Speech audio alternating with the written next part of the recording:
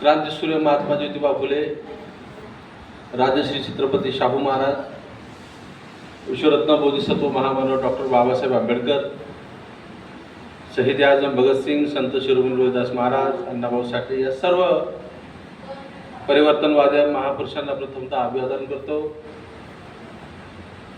आज गेल्या 2 महिन्यापासून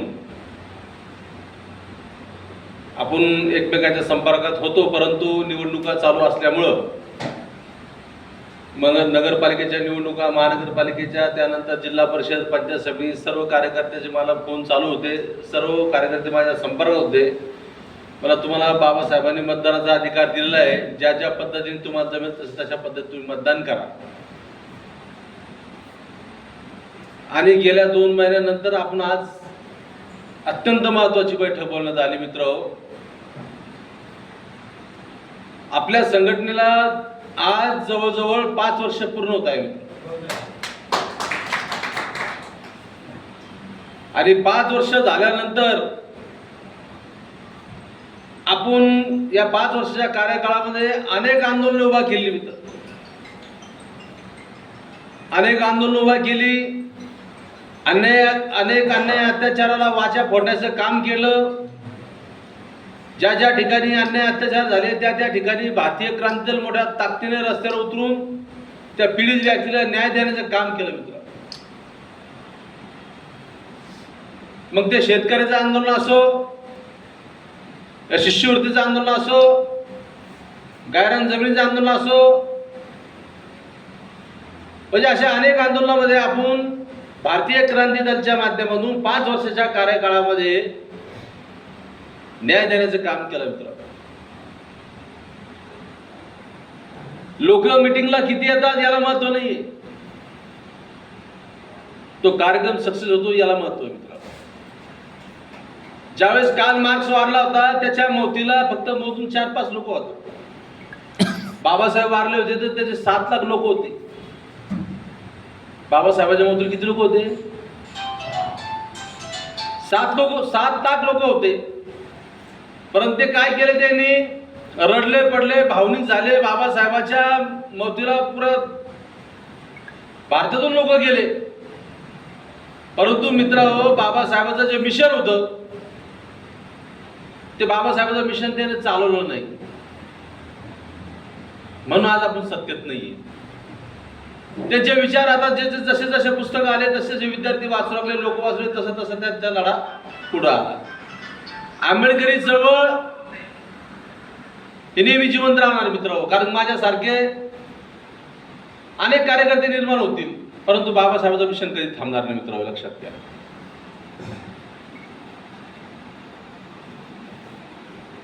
जर त्यावेळेस जर कार्ल मार्क्सचे विचार 4 लोक जर संपूर्ण देशात देत असेल, बाबासाहेबांचे विचार तर ऑटोमॅटिक देशात गेले, परंतु बाबासाहेबांच्या अनुयायांचं, त्यांच्या आंबेडकर चळवळीतल्या कार्यकर्त्यांचं काय काम होतं की आपण त्या चळवळीला खांद्यावर घेऊन ते ओढण्याचं काम, जो समतेचा रथ बाबासाहेब सांगितलं की बाबा तुम्हाला जर पुढे नेता येत नसेल तर कमीत कमी त्याला तिथे राहू द्या, परंतु मागं जाता कामा नये। आता या निवडणुकीत बघितलं असेल तुम्ही, कोणी शिंदे गटात, कोणी उभाटा, कोणी भाजप, कोणी सेना। मला एका कर्मचाऱ्याने फोन केला, म्हणे भाऊ जर सगळेच कार्यकर्ते आपले सगळ्या गटात गेले तर मग आंबेडकरी चळवळ चालवल कोण म्हणे।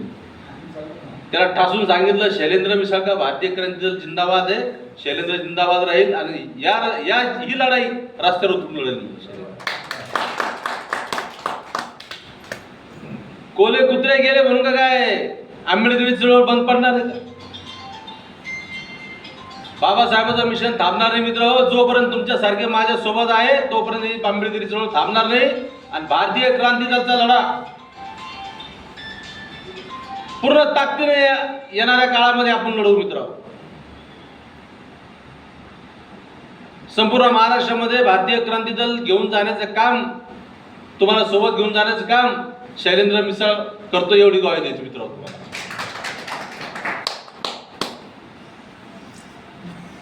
मित्रांनो, नामदेव ढसाची एक कविता आहे, ती थोडक्यात तुम्हाला सांगतो। पाण्याविना समाज माझा जेव्हा तडफडून मरत होता, पाण्याविना समाज माझा जेव्हा तडफडून मरत होता, सांगा हिंदुत्ववाद्यानो देव कुठं होता? सांगा हिंदुत्ववाद्यानो तेव्हा देव तुमचा कुठे होता? 60 कोटी दलितांचा ओझ भीम माझा एकटा पेलत होता. 60 कोटी दलितांचं ओझ जेव्हा भीम माझा एकटा पेलत होता, तेव्हा डोंगर उचलणारा तुमचा हनुमान काय झाडाखालची माकडं झेलत होता.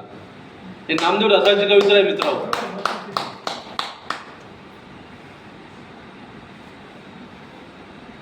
बहुजनाच्या मुक्तीसाठी जेव्हा भीम मनुस्मृती जाळत होता, बहुजनाच्या मुक्तीसाठी भीम जेव्हा मनुस्मृती जाळत होता, तेव्हा विश्वनिर्माता ब्रह्मदेव तुमचा काय श्रावण पाळत होता.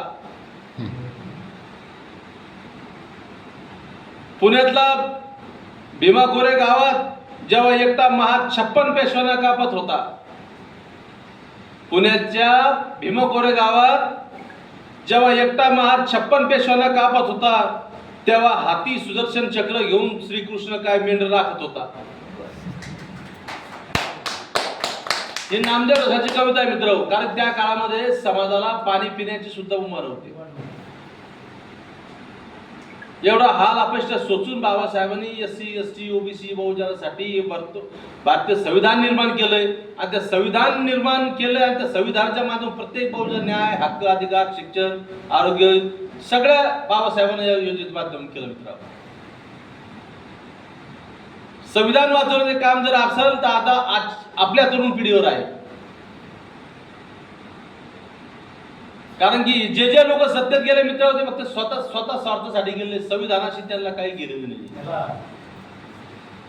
म्हणून आपल्याला लढण्याचं काम येणाऱ्या काळामध्ये भारतीय क्रांती पूर्ण ताकदीने लढा देईल, मी अशी सर्वांना ग्वाही देतो आणि इथेच थांबतो. जय भीम, जय भारत.